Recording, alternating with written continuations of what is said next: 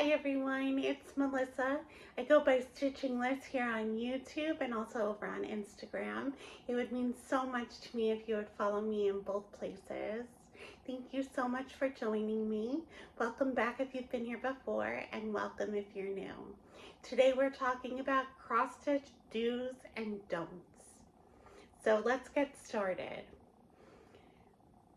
Do stitch at your own pace. So some people are quick, some people are slow, and it doesn't matter what your pace is. Stitch at your own pace. There are ways you can speed up your stitching. There's a great video by the Giddy Stitcher that talks about ways to speed up your stitching, but there's no need to speed up. You can go at your own pace. You can only go one stitch at a time, and you'll get your project done. So go at your own pace. Do celebrate small wins. So especially on larger projects, it can feel like a long time before you feel like you're gonna get that finish. But a finish isn't your only win in a project. Sometimes you complete a color, sometimes you complete a section, sometimes you could just complete a thread, and that's a win. So celebrate the small wins, pat yourself on the back. Feel good about what you're doing. Do share your progress. If you can, if you'd like to, you can go on social media, Instagram, Facebook, or even just sending emails or texts to your friends. Show them how you're doing with your project. Let them know, send them a picture. If you like to just take a picture of your progress so you can keep track of where you were and where you are after your stitching session, that's a great thing to do. Share your progress. It makes you feel so proud of yourself and so good about what you're doing. And when you do it on social media and get that feedback of people saying, this is great, or giving you the little heart on your picture, it makes you feel extra good about what you're doing. So definitely share your progress. Don't stress about perfection. So cross stitch seems like it has a lot of rules. If you think of the traditional way of cross stitching, there is no reason to follow all the rules. There's no reason to worry about what your back looks like unless you care what your back looks like. You don't have to be perfect. If a stitch doesn't lay perfectly flat, there's nothing wrong with that.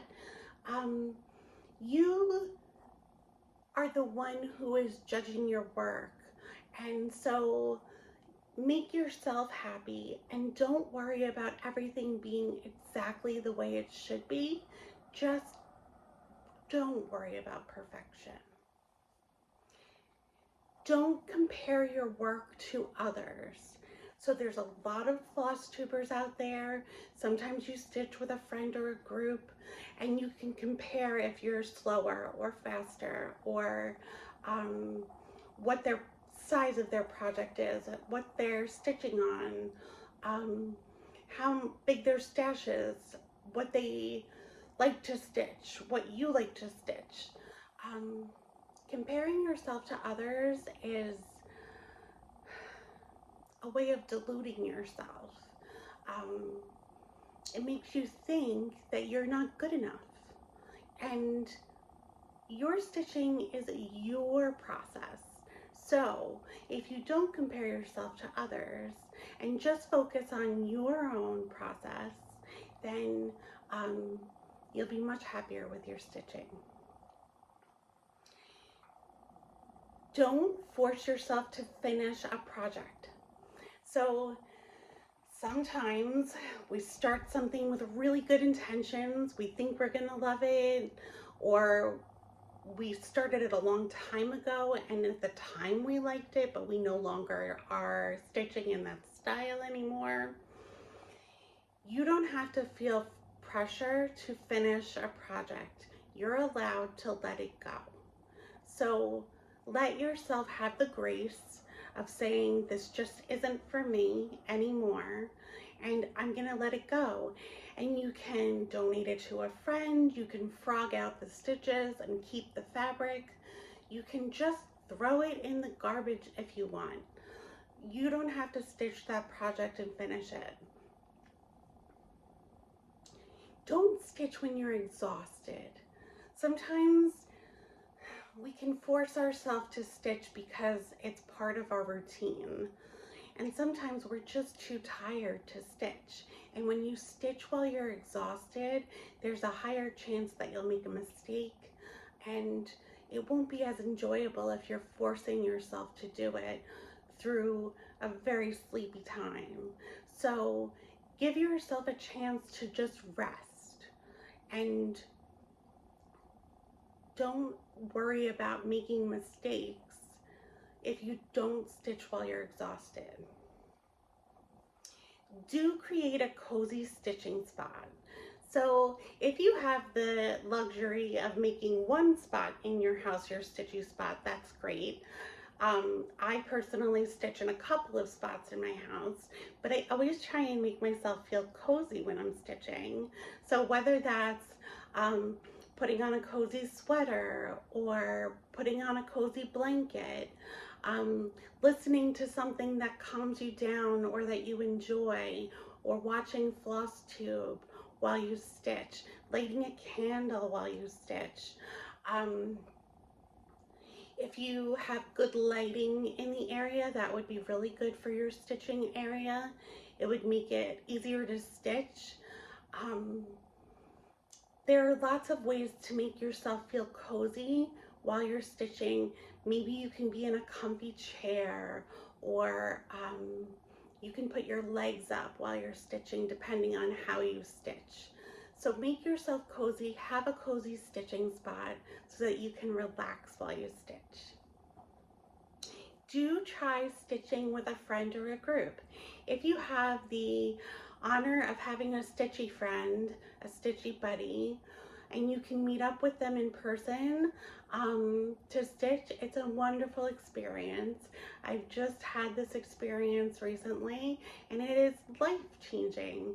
It is so much fun to stitch with somebody else. It is so much fun to meet up with somebody who has the same interests that you do, and you can geek out over cross-stitching together. And if you have the opportunity to go to a retreat and you would like that, it's something that changes your experience of cross-stitching, being surrounded by other people who love what you love. So if you have the opportunity, do try to stitch with a friend or group. And if you can do it virtually, that's another opportunity. Like the Jingle Ball is coming up, and that's all virtual. And there are stitchy tables where you can sit and chat and talk with other people, all virtually. And those tickets, I believe, are only $10 to go to the Jingle Ball.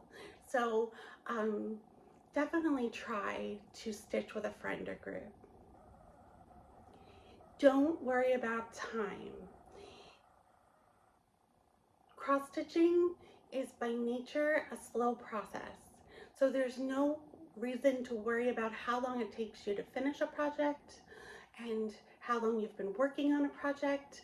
I know some people keep track of their starts and finishes and the dates that they did them. Don't feel pressure to finish anything at a particular time based on when you started it. Time is not important with cross stitch, it's the process that's important. So finish what you want to finish, but don't worry about how much time it takes you to do it. Don't worry about the number of whips you have.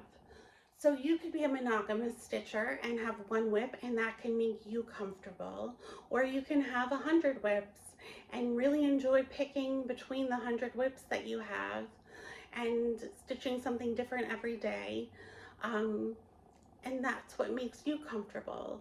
There's no right or wrong number of whips to have. Everyone has a different preference. Don't feel worried about the number of whips you have. I think if you feel pressure to finish your whips because you have a lot and you don't want to have a lot, then there are a couple of things you can do. One is to actually go through your whips and potentially declutter whips that you no longer are interested in doing. And another thing is to do things like Major Whips March, where you actually work on whips only during the month of March. That's something that I have done in March, is Major Whips March. Um, so give yourself a chance to work on your whips, but don't worry about the number of whips you have. Don't feel guilty about taking stitching breaks. So life is about phases, right? You have a different season of life all the time. Sometimes you're going to be hyper focused on your stitching and you're going to be able to get a lot done and you're going to work on it every day. And sometimes you're going to feel like you don't want to stitch, and that's okay. You're allowed to take a break from stitching. You will get back to it when you're ready. Don't feel guilty if you need to take a break. There's no one judging you for not stitching. You don't owe anything to anybody. You just need to honor how you feel yourself. And so honor your feelings. If you need a break, take one. Do feel free to make a pattern your own. So if you want to alter colors or leave off words or change words or leave off a motif, add a motif, you can change patterns any way you'd like and make them your own. It's fun, it's creative, and designers typically don't mind if you make a pattern your own in some way, shape, or form.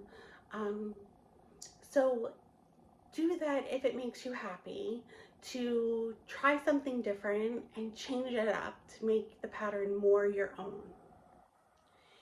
Don't feel pressure to follow trends. So if everybody's doing samplers and you just don't like samplers, don't feel like you have to try a sampler just because a lot of people are doing them. You can stitch what you want to stitch. You can have the materials that you want to have. You can stitch in hand, you can stitch with a hoop, you can stitch with a frame, you can stitch two-handed, you could stitch one-handed, you can stitch with the sewing method. You can stitch any way you want, and it doesn't matter what everybody else is doing. You have to do what makes you feel comfortable. So stitch according to what you like and don't worry about the trends. Do experiment with fully finishing your projects. So if you don't like to fully finish your projects, that's fine. But if you've never tried fully finishing your project in a different way, if you always frame it, for example, try something different. Maybe do it on a canvas. Maybe find a piece at a thrift store and finish it on that. Maybe make a pillow. Maybe make a flat fold. Try different ways of finishing your projects.